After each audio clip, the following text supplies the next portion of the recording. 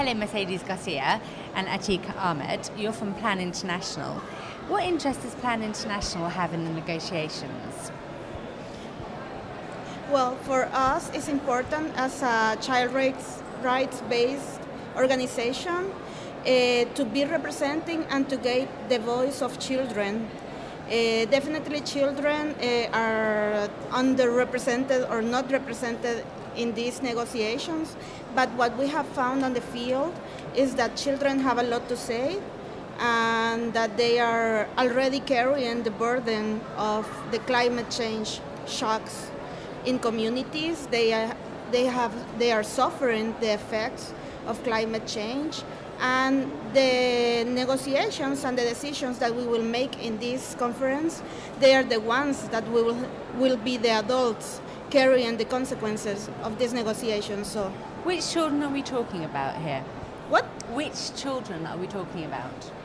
We work with children in the most vulnerable communities around the world. We are in 66 countries.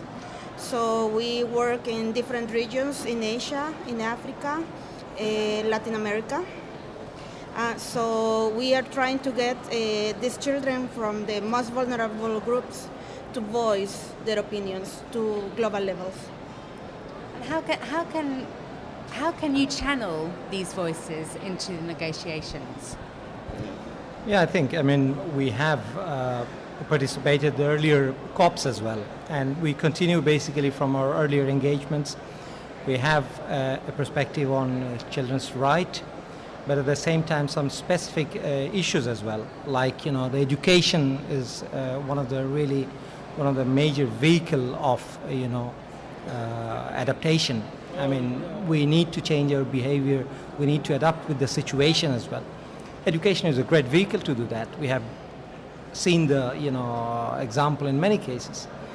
So particularly in the negotiation, the Article 6, which talks about communication, education, and capacity building for the vulnerable group, including children and young people, women as well. This is one area I think really we put quite a lot of focus on negotiations, and children are one of the pressure groups, and which basically in this COP was very successful. I would say it's a glittering experience from COP16 that the Article 6 is passed here, and it is not only passed, it's passed in a record time, in 90 minutes time, in an informal session. And this is a lesson for the negotiators itself. If you have a good will, you can pass anything in a record time as well.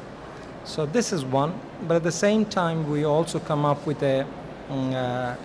another major agenda in this particular COP, which is girls and climate change. We're talking about women, we're talking about children, but girls are also, really a vulnerable group. And why are girls so vulnerable? Yeah, there are many reasons. There are several reasons in a societal, situation itself. We have seen in education the girls dropout is the rate is quite high when you have any disaster. So we have carried out some studies as well. The experiences from Bangladesh, the experiences from other parts of Africa, we have seen that quite widespread.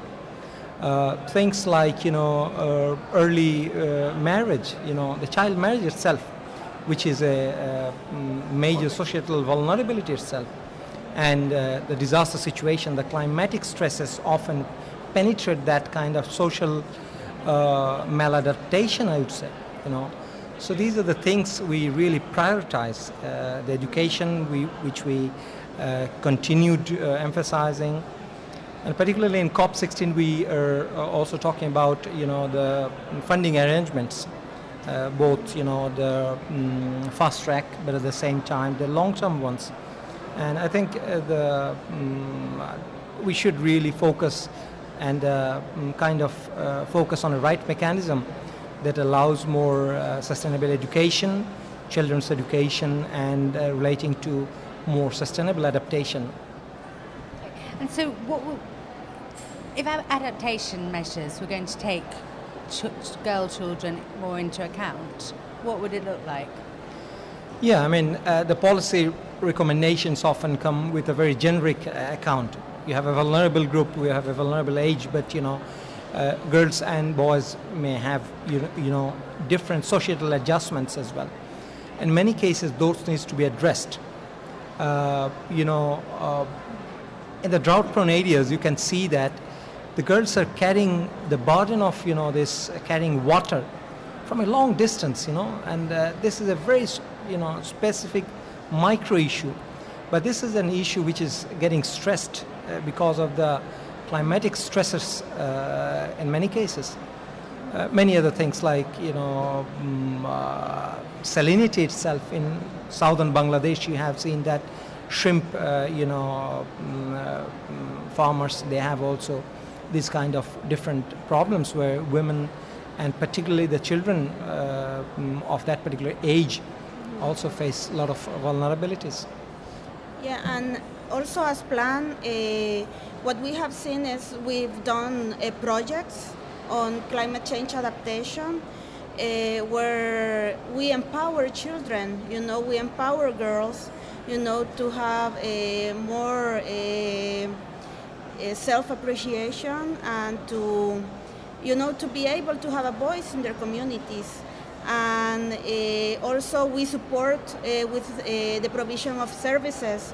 So children have not to be the providers anymore, but the government, which are responsible of providing services, do so. What results have you had already then? Excuse me? What results have you had already? Yeah, what we've seen in communities where actually the deaths have diminished, or if not diminished to zero, where disasters are occurring. So where we have carried out our child-centered process, because adults know they are responsible for children and for children's well-being, and for where children also know how to protect themselves and also know how to raise a voice to adults to ask for the rights to be respected. So these communities have in the shorter term, they are having less impacts from disasters, but they are also becoming more resilient because they are taking on practices that are more friendly to the environment. They are taking practices that are also respectful of the communities. So this is quite a challenge. Can we expand this then to your work in disasters?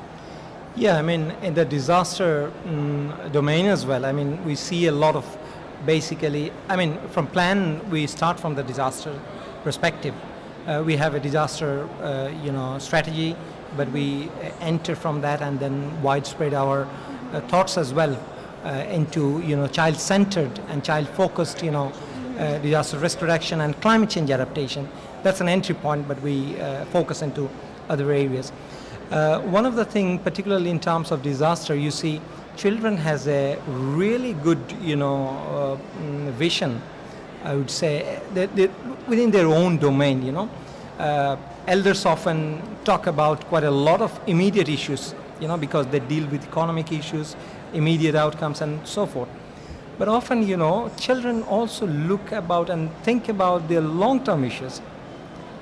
Like, when I grow up, I will be like this, I'll be an engineer or a doctor or something like that, So they also carry this, intergenerational sort of thought. So that allows, from disaster to a long-term, thinking, and really a behavioral as well as, a mindset to create. And that allows, in general, the resilience, the culture of resilience. And we are trying to, tap into those intergenerational elements, which starts from immediate thoughts of the disaster, but it continues towards a longer term, kind of, perspective. It's like a visualization exercise. Yeah, you can put into this term as well. But it's a visualization with a particular, spec on as well. So what do you think about the fact that the negotiations seem to lose sight of the fact that this world doesn't belong to the adults, it belongs to the children? Okay, I'll take it. the negotiations are continued to a painfully long time that we all acknowledge. But they're also trying to come up with something. But as I was saying, the Article 6 was an example of, passing within a 90-minute and within an informal session. So the commitment and the will to do that is very essential. And I think children, being a very transparent entity, they always look into truth and sort of talk about immediate, but at the same time, visionary things as well. So I think negotiators have to learn quite a lot from that. And I think this time they have also a good instance, the Article 6 passing, and really in future negotiations, particularly the mitigation control and this emission control itself should take care of in that line. Mm-hmm. And I think something important to mention, and that sometimes we forget when we live in safe communities, is that in vulnerable communities, children actually become a trusted voice, and because they are the best risk communicators in the community. They learn things in school, they take it to the home, usually a home where the mother has to be the better of everything, and she has no space outside, so they are their source of communication with the outside world. And we have found that adults tend to trust the voice of children more than even of the other adults. So I think this is something negotiators need to think about also, to trust the voice of children and to also think about what their needs are now and in the future. And to use it more in pushing out awareness of climate change. Exactly. Mm-hmm. Yeah. Okay. Thank you very much, both of you. Thank you, Francesca. Thank you so much.